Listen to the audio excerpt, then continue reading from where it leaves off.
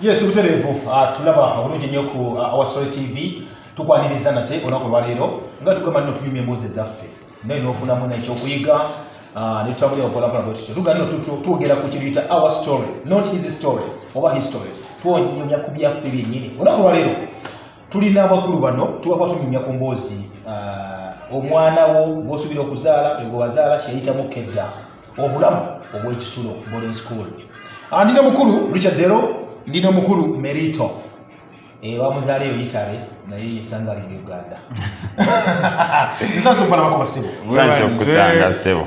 naffe tuli basanyufu tukyazaako taata esebo ffe baani bokyaza ku TV y'eggwanga eno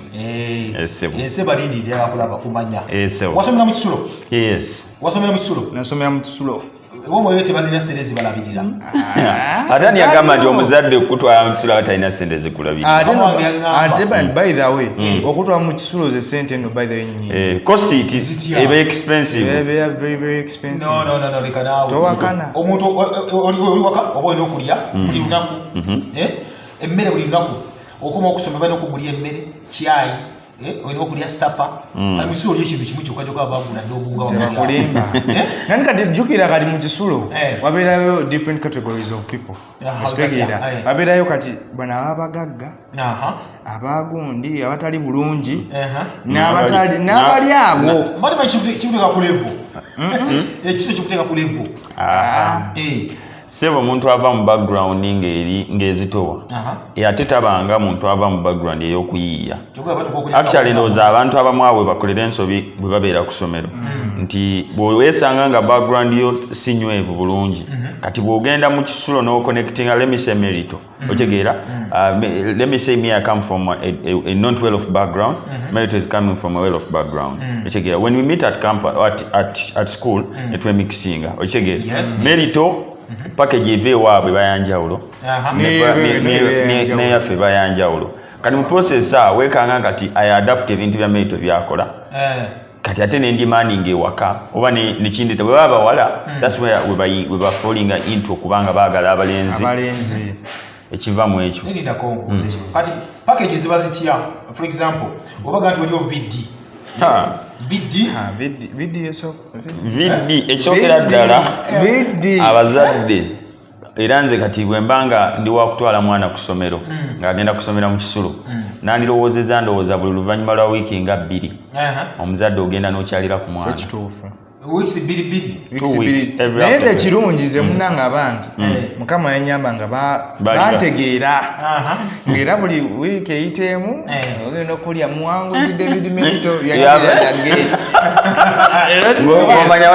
ng'omanya balina kye baleese naye kati ate waliwo time eya viddi nga viddi because erina okubeera naye yo viddi eyo yali mbi kubanga abantu bali bategeera nti ali bwati bakutegeerera mu famire gy'ova bange n'okulaba jjajjawo mu kyalo aze yeesibye ebinyeebwa abikusibidde entungo aleese kyekirala entungo mberenge kati waliwo bana bavanga eyo kati nze na mukwano gwange bali bamuyita okuruti kati ng'okuruti nga bamukyalira ku viddi bamuleetera ekipooli ekipooli naye mbuuza bakireeta batya bakiyitira mu kaveera buno bwa transparent nga buli omu akiraba nga bakisabisa bulungi akikutte bwati omukadde atambula bwe bati tomwegaane tiddayo maama si kibi naye abazadde kyetusaabambi abazadde banaye kale bayige ku packaging olina jjajjawo akwagala nnyo omuzzukulu mutwaye ku kintu kale ateeke mu ki toleetera mugobeyokutyoboola mwanawo nedda n'ekirala ebintu bino biraba abantu waliwo bye bayita bibateekamu emmere n'ebisigala nga food flasks gye ziri tebaziseera nedda gye ziri tebaziseera okitegeera kubanga ekyo ky'ogenze nakyo ku ssomero kyekigenda kyorepresenting omwana wo kyagenda okuba sigambye mbu tojja naye teriyo muntu mwavu ayinza kuwula mitwalo 3 gigula food flask aye ne kyakame kinyingo kyeyogera giri Museveni mbwa bana bakule food fast kabatwali ku masomero omuntu mwavu ne kwali mwali kala soma masomero wano mu Uganda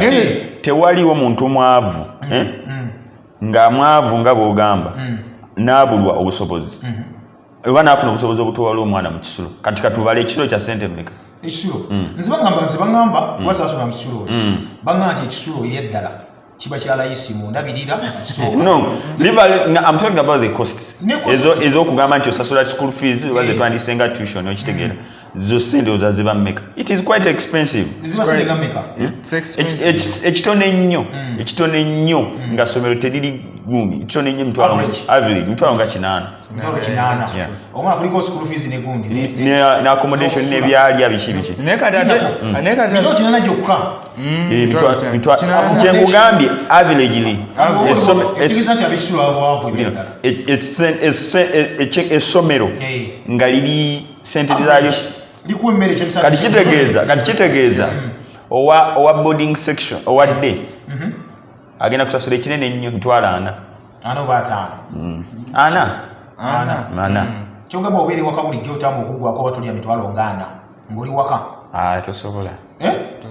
tosobola kuzirya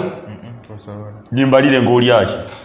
emyezi 3 teri mwana emyezi 3 alya mitwalo 4 teriyo nedda tamu sente zaali nyingi kwanza bali bankyanya nti buli wiiki zaalinganga mitwalo nga nkaaga ezo ezo omwana azirye wano ali luddawo ate bakira kumakya breakfast balina okugula breakfast lunaku bamukolera breakfast agenda okuva ewaka ng'anyedde ekikopo kya kinogerako tibamugula buguzi bamuwa caayi kati olaba bayinza omumwayo nga2,000 nti break aye kiki ate abo baba babalana nnyo by the way baba bamubalya break namugamba nti ojja kulya ewaka bayetime onaavirayo ewaka ku ssomero ng'osanga emmere bafumbidda era omukozi ng'ekyo kiyinza n'omugobya kati nze kankugambe kati nze kankugambe nze nali ku ssomero nga ku makya nga maama ke anatufumbira kacaayi oba ekyenkya nga bakifumba kiro kati nga akeera nga ku makya ng'omukozi saa nga 7 nga akeera ku makya n'afumba emmere ez'okumakya 1 am ositegeera n'afumba emmere tugenda okuzuuka saa 10 ng'emmere yayidde 11 nga mulya 11 nga mufuluma waka nga tuleega bakuli mu ebiseera nga nsomera ku Victorious Education Services era omukazi oyo bannange mukama amukuume so nga tugenda ku ssomero nga abawa ssente nga tebawa ssente nga kimanyi essomero lijja ketalingira caayi n'akwokulya lunch kati nga wetuba tuvaayo ku ssomero at 4 kuba bali batunona at 4 so we closing nabadde school at 4 kati nga batunona yalina wali restaurant wano mu Ndeeba nga tukyama ku restaurant nga tulya emmere ate nga waliyo sapa ng'eba sapa mudde waka munywa bunyuka caayi nga mwebaka nga temukuse kati ssente ondaba engeri gye basamalizinzemu ebintu naye kakati tekisoboka kati kankubalire nti omwana bw'omukwata n'omutwala mu kisulo is actually more expensive than a day school because kati let me give you an example of a school ng'owadde asasula 1 am kitegeeza owa boarding agenda kusasula 1.8 if not 2 sente bingi nnyo nanti kati depending era ne ku masomero kati nze mu P7 nagenda mu boarding naye nga twali tusasula oba 1.2 ebiseera kati naddeyo omukono kuba Victoria sawo yaggulirawo gundi endala branch endala mukono kati nga ngenda ku ssomero iyo omanye lyegundi excitement eyo sibaddeko mu boarding school ogenda naye ng'oli omukazi nantijjukira yali atwagala ng'asooka agulira keesi nga zino keesi zino oba ozimanyi bino ebinene ebyo ebyekyuma ebinene va ku buno obutonotono bumidiya kino ekinene ekiryanga ekyabasuubuzi ng'atupika ebyokulya ng'apikamu ebyokulya simanya cornflakes simanya daddies bakubidde ba anti jangu sikire Daudi Gondi jangu ebinyeebwa bikikuki bataddemu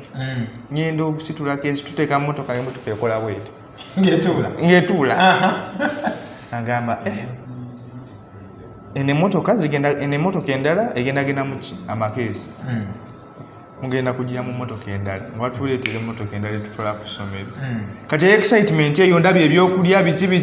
mikono gyange baŋŋambe ale no by the group influence nze yatwaza ne mugundi n'omukisulo otuka mu kisulo wali kati kwetwagala awo ntuuka mu kisulo nyingira ddomu biki batu welcoming remember it's the first year they want to prove quality okitegeera buli Saturday nga tulano tusooka tutuulamu awo batulambuza essomero biki tutuuse okusoma batuyisa bulungi biki emmere badereetera ku kaovakedo neŋŋamba maama nasobwadde nsanyukiridde nkuwa amasimu naye ngera omanyi nti oli omukazi wannange yali atwagala nnyo kale wiiki eyo yasooka yajjanga emirundi ejja ebiri mweyo wiiki waliri mukono ng'avuga najja mukono ng'ajja mukono ng'ajja atowoozaako biki muli bulungi essomero ddungi nti banange muli mutya mulya bulungi nti agamba kaali naye ng'era buli wajja ng'aleeta ebyokulya natuuka ebyokulya nga mpanga bupanzi kesi ati paka waggulu mu kisenge kati kaseera kyakokutaayeesooka time era tekibeera kyanjawulo nnyo because ebiseera ebisinga bibeera group influence kati nze nalaba mikwano gyange nga benabeeranga nabo nandaba buli muntu agenze mu kisulo omuntu ndaba agenda mu kisulo neŋŋamba banna kirabika buli muntu alina kukola ki naye ate nze like ewaffe because baganda bange bonna baali basomedde mu bisulo kati nze wenali kati nga namayinji agenda mu kisulo naye nga kale sikiteekako nnyo birowoozo because bakomangawo ne babaaniriza bwegenda bafumbirawo n'emmere ey'enjawulo mu mutegekere yakomye akomawo bagenze mukima kakati n'enkoko ne bagisala kubanga bamukimi kati nempulira nga nange njagala nnyo ngende banteekereteekere ku nkoko nga nkomawo kati n'emikwano gyange ne bagenda kati twebagenda nange time neetuuka nga nange ne mugamba muzeeya nange ngenda mu kisulo naye ate ekisulo kyensobola okugamba kisika obaowulira awo waliwo akakulakingamu kati bwe ŋŋenda nemirako paka lwe bantwala mu kisulo ensooka mbeerayo naye ate nze ekyenjawulo nze muzeeyi wange because nze nakuziba dadi wange yekka kwegamba nga bwomanyi abasajja tayinza kumanya buli kintu mwana kyetaaga nga mukyala kati maama agamba kano akeetaaga kano n'ayiiya naye kati ye dadi alina responsibilities nyingi talina gwe kandi n'abalala bangi ate bonna beetaaga okukola ki okulaba n'ebyaddukanya ebirala bingi kati nga anteekamu tupanga betupanze awo abantwala ebintu byenatwala nabiriira mu nnaku bammeka jogera nali mmanyidde ewaka okweriira buli kyensanze nasabula nga nensooka nsabula mutuntu emisana akawungere ekiro ngano webafumba akamugamba ani naye ekiri mu kesi nanti ne bwoba tolidde wekka naye era osigala osabula kubanga ebintu obiraba weebiri omugaati gwe nalwanyisa mulwanyi nagirwanyisa bulwanyisa ennaku ngeri nga tewakyali mugaati kati emigaati bwenjimalawo daddies nazo wiiki zagenda okutuuka 2 nga ninga talina yadde nga sirina kintu kyonna mu ssomero kati awo wenawulirira kye bayita ekisulo wawulewuddeko omusajja owulirako oluyimba lye bagamba nti owulire ennyumba kati wulira domitule owulira domitule biweddewo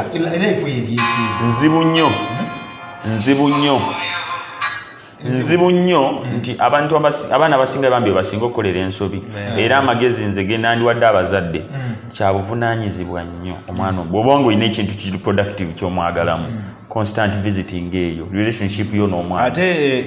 creating that bond, the strong bond tekisoboka munda mu dormitory kati mu ddoomu logic aba bw'ati olunaku bwe luga sawa 11 kati lenze kangezenga waffe sawa 11 ez'okumakya doomu yoba ogifulumye 11 olongolagawa morning preps mye ekyaffe kyalinganga ekyammwe kubanga ffe waffe 11 zali 12 ezamwe 11 ekirene nnyo 11 kitundu wadden yajjanga ku 11 n'ayisaamu asooka n'ayisaamu kko bwe bati embooko ye ng'abagamba akola bati ku buddeeka ne muwulira notegeera esaawa kati 11 mu kitundu bw'ajja akuba bukubi n'oyo k'owulira kati ate awo waliwo gwe yakonyeeko jjukira otulo ne tuddamu ne tumubba kakati addamu akoona olwaze kuggalawo naye ng'ate abaana bonna bakola ki bakyalimu ate beebase kati eyangerawo omanyi otulo zisaawa bakukonako bwe bati nobikka nosikiriza ddala 11 nga wabuddeyo dda ng'ogenda mu morning prep luutu eddako prep it's a morning session morning session of serious studies mubeeramu in most of the schools kati nga bano amasomero aga trying okubitinga notes biki bayinza okuteekayo like education nga abaana babasomera notes ne barecord it's like a class so bwekibeeramu ekityo then kyekibeereyo bwemumaliza okusoma mu class kati eyinza okugwa nga like 7:30 oba 6 then kati oyinza okusanga waliwo gano amasomero gano aga having a morning breakfast okitegeera nga bava mu morning prep ne bakiriya mu DH then they have tea then they resume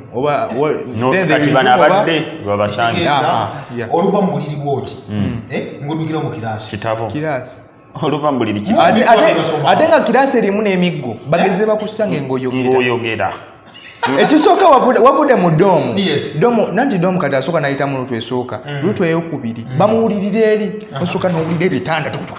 lwakuba amazima gali nti me personally according to my experience in a boarding section I wouldn't recommend any parent okutwalayo omwana unless when you're so much engaged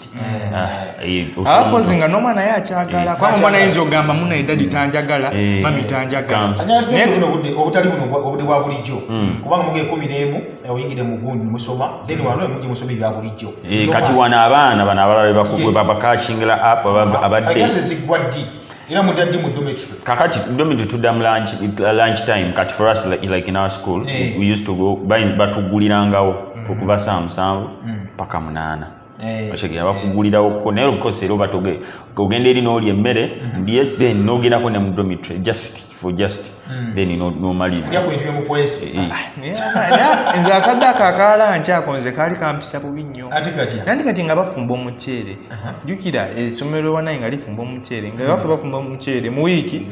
and by the way there are few schools ezisobola okukola ekyo fumba omuceere so kati yali Tuesday Wednesday Friday ne Sunday kati ng'omuceere kankugambe the secret behind the muceere part kati ng'omuceere ogwo we bagukuwa omenya sure olina bino ebigundi ebinene bidishes ebinene kati akuyirako bw'ati n'akuyira tekijjula kiba kinatera okujjula nga nati ayinza okuba akuyiriddeko ng'egundi 2 nomugamba site is not enough anko twali tubayita ba anko it's not enough kati ng'omakinga sure nti akuwa nnyingi otemako akalanki n'osindika n'akasapa kati akasapa okasindika wansi wa kitanda ne kabeera eyo ng'okataddemu ekipooli secret behind the chipooli ezitoya emmere eyo oginywako ne chai appetite tomanya gyeva kasotekamu ekyo bakkiriza okweka emmere ate bakkiriza oyiya buyiya nga temuya kyeggulo bajja kuwa akawunga kaabwe n'ekijanja kati oba olidde wali egundi ogenda walino ate kati nkanize kankugambe nze nalinkiranga sapa weba afumbye omuceere mbuza lwaki ekyo kikurimu ekyo ekibeerako n'otukabeji nga nze ngenda nenkijjako kati ate nze kyenazuula natuuka ndo nakizuula leeti nga ndina mu high school nenkitegeera nti bw'obeera mu kisulo like natuuka time nga wemba nzirayo ku ssomero nga mmaze okufuna ebyange byentwala ate nfunayo ka package kentwalira abafumbi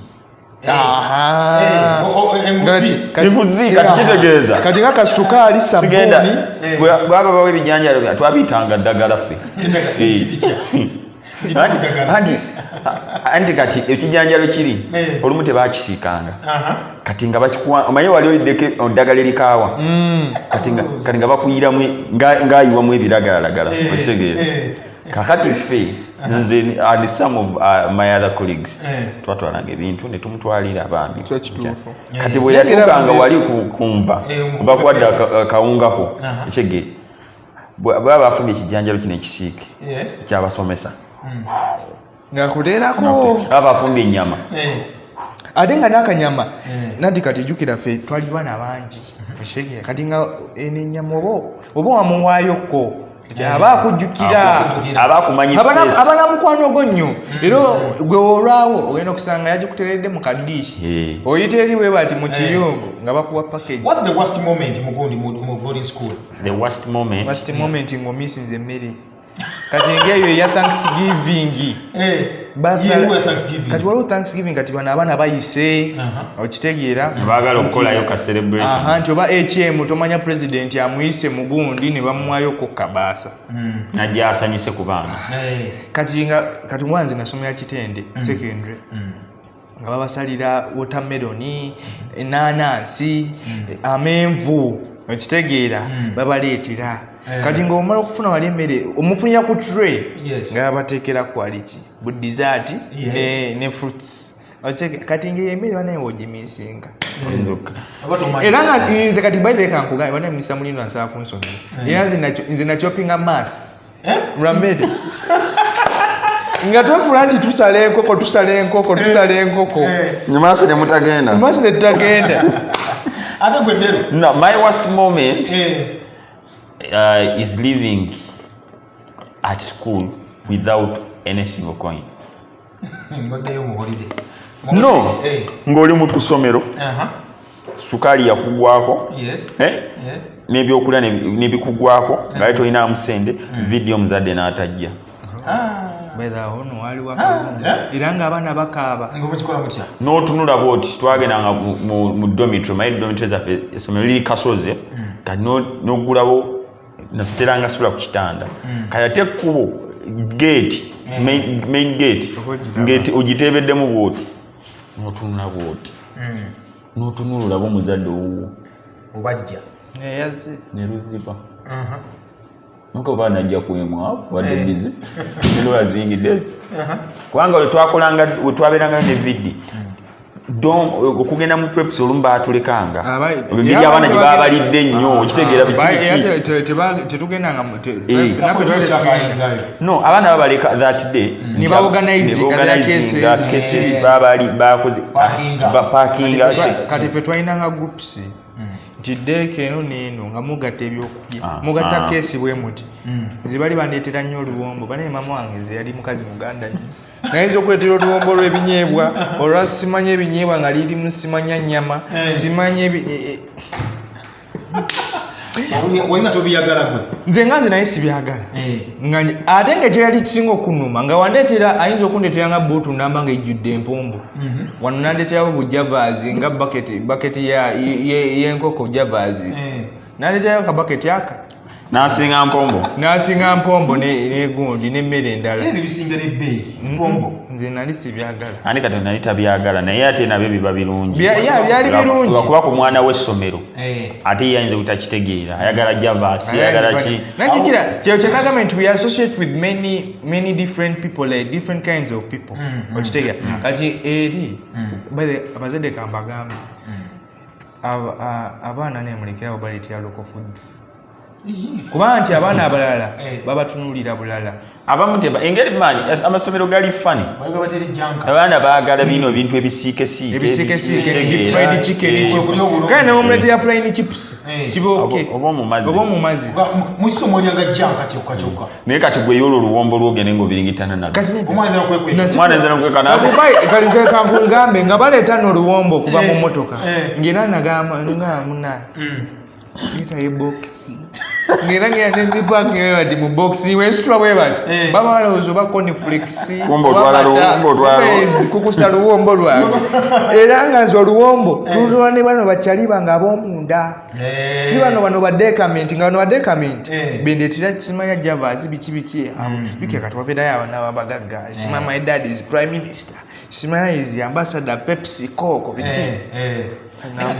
No, nayenze kyembadde kiringa nzigusa kiri kyembadde ngamba nti abazadde try as much as you can every time okukyalira omwana because I think that's where the biggest problem is because and even they don't get time oba okyegendereza nnyo abaana basiba nnyo ku masomero otegeera so you have to create that bond nekambuuze kati muri boarding school temwali datinganga like tewalinga obuwala story kati awo katembo wawano wajira wakazi video eyo giraba video yali mbi nnyo alene by on the other side eyo yali mbi nnyo kakati omwana akugamba you know what I'm going to introduce you to my mom for instance as a friend naye gwe obadde omudating ogamba gwe boyfriend kati omuzadde ajja akukoze ekyakwintu kakati naawe akulinda omuintroducing naye nga tamanyi nti ate abaana ku ssomero balivinga obulamu bwe batali like obulamu butali bwa high class life nga bagenda okulaba maama ate omulenzi gyasibye omutambaala bwatu is that your mom? Awo bamwe bagamba no is a maid is a maid at home era bananga abaana nze kyensa bananga abaana tukirize nti omuzadde we aba muzadde bwo ye mukama gwaba yakuwa oli awo akugambira no is a maid at home ogenda kulaba mama was busy agenda dero wanji mami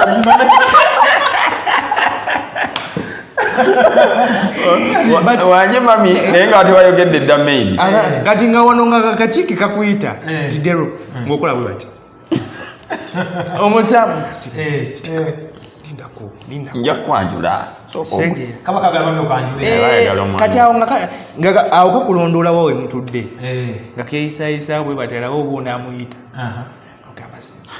nakowe bati erizo kati goba okimanyi oba omanyi kyogamba mawo nno mami walibadde nooyangwa n'ogenda nga tulinayo lesoni kati awo omuzadde bakugambye tugende wa kirasi tica gamba obulabye dda naye ate oyinaliyo lesoni kati nze kankunyumize nze baire mama wange ngayinza ye tebali bazigula ssaawa 5 ng'ajja ssaawa 5 n'eddakiika nga 10 n'eddakiika 10 ng'akeera n'abeerawo paka ssaawa nga 10 wawanjulya kamadamu naye era siina nze baithe nze mu bulamu bwange obwa secondary as a freestyler ekitegeero manyi a freestyler means that nga nkola nze kyenjagala sikola kikusanyusa ekikuyisaawo okitegeera nga nze tuyinza okubeerawo n'abawala naye nga mbatunulira bwe bati kale yesu nga nyumya nabo kubanga kwanze naye sibatya kubanga nze bayenze mamu yali shosho nnyo okitegeera nga dero oli bulungi nga newaba takumanya kukubuuza okitegeera so kati yanteekamu ekyo ekintu ky'okubeera open to everyone okitegeera so that to the extent nti mu obwa openi bwange ate waliwo abanjagaliramu abawala abanjagaliramu nembaga munange sijja kulimba maani sibisobola ate nze mpulira nali focused kale oba nali mu buto simanyi naye nga nze ndi muntu nga ebyabawala it wasn't my thing nga nze nkola kyange nga ndaba abaana ninoze fyumu nga nze ngamba nze merito nze sima fyumu ngende ne nkube ekikalu lwakuba ngenda kola muwala freestyle ate muchalinga kitya baba anyway nanga abakyala nali mbatyatyamuko naye kale olumu negumyangamuko nekale nenfunayo gwentayizaawo naye experience eyo enyiga nnyo kubanga ekyokera ddala obeera lemise eggaalo ate abasinga basinga n'okwerimbira because I remember I was in form 5. I got a girl. I was in form 5. For she was in. No, I was in form 6. Yeah. Yali in form 4. Nemugamba kati wono malira. Womalira sikati nze tola nti nfulumya wano kusinya 6. Womalira mbaga. Sokazi katwa. Mbaga. Ngera bambagula n'empeta. Embaga ya leero. Esawa ya leero. Simayina gyali. Tombuze embaga yaliyo. Embaga mwakikola yo. Gwano naba empeta. Kati zawa balabe nali manyi. Ngaiba kama awontiri view bichi ngagenda ngagula empeta. Kubano bana bazitambuza na asima bulingi sima bichi ngagula yempeta.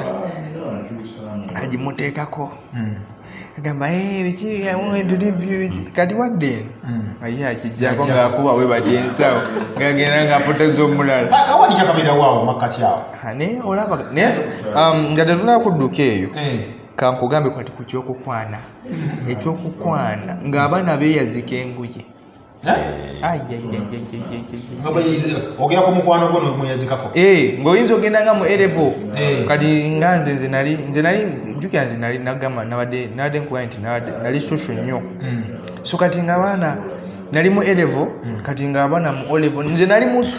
mu mpamba nyinyunga ngende eyo mu DT ngende obuvaazi ngende okutuukayo bati ku ssomero ng'abaana akimanyi biditajja ate nga nze mama wange yali muntu mukambwe nnyo bwona bwa sikaali nga tebankwatako nga tebankebera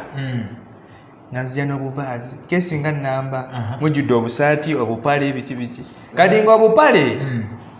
mbukutunze emitwalo ejja ina munda awo ng'oyingidde munda musomero mwennyini oli ajja n'akasente ke akasomero nga yakimanyi jjukira baali bakwata empale baziyuza okitegeera smart fitting trousers no you are not allowed fitting nga bagisala ne kati nga bana akimanyi David ayingiza kati nga nina okuyetinga that gundi high price nazolooza empale mbuuze empale naye njigula sente omutwalo ogwa ekinene nnyo ogwa ogitunda ena twalina kalolika okweyazikako emitwalo ebiri kidipendinga kati nga waliwo bano abali baagala kati nga kidipendinga nandi nga waliwo buno obupale obufeedinga akanatera okufeedinga ne zino kati mbozo zino entuufu nali nzibbanga ku muzeeyi kwanze muzeeyi wange yali mubaya nnyo nandi yali ayambalanga zino zi sweatpant alipika sweatpant teriiko nti munene oba mutono kati nga nfunayo ezize nga loweze nati twali mu saizi y'emu ngenda nga nkwata olumu ezize nga mpakinga mu keesi nga mugamba era nze baire bali bakimanyi nga ku vidi balina okungulira empale mugamba netaga empale 3 eri eriwa yabuze kati akakojo ke bankola kulebolinga mpale ebagirebolinga nenkwata gundi netandika obusalasalako erinnya nensalasala ennyo obuuzi nga wembujjamu maliwo n'ozitunda akagamba kasemera tumaliriza ekisembayo ekisookera ddala banna abazadde nze nandirowoozezza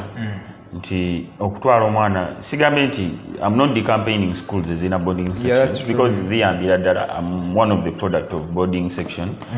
kigiriza n'omwana okubeera independent biki kuba byatuyigiriza bingi we used to have times nga you do not even have because on a merit kyayogedde nti mufunamu abantu bemugatta kati nze nena bakyali bange Asman Steven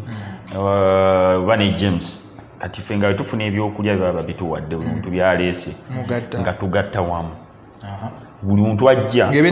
twafunanga kesi nga 2 ne tuzijjamu ebintu ebirala byonna gazo za byakulya okitegeera obuzibu bwe bwavanga kati visitation bwe beetuuse kati ate gwe bati bakukyalidde osigala olya because one know it was a family nga naye ate era nawe kiba kikola ki gwe nawe oba owulira obeeranga dependent naye nga of course osigala olya because muli family okitegeera up to now bakyali bange naye abazadde ekyokera ddala if you can educate your kid in a day section do that but if you cannot you engaged you do not have time of preparing the kid for school every day, make it a point at least every after 2 weeks. 2 weeks. Go there mwana because hustle ebera nene mwana. Hustle ya maanyi nnyo nga gyenkomeza to an extent nti omuntu muwala asobola n'okwagala omulenzi vane ku mulenzi bano abafumba ku gundi abafumba emmere y'omukiyungu abatunda mu bukantini used to get cases ng'abaana abali mu kangezeyo b'HSC because they wanted good things abawala abo nice looking ng'ate ogenda okulaba ali kuba n'abasajja abafumba emmere yaki ab'omukiyungu bebamwagala because as a boy like me we are in the same class but I cannot afford to sustain akwayagala kulya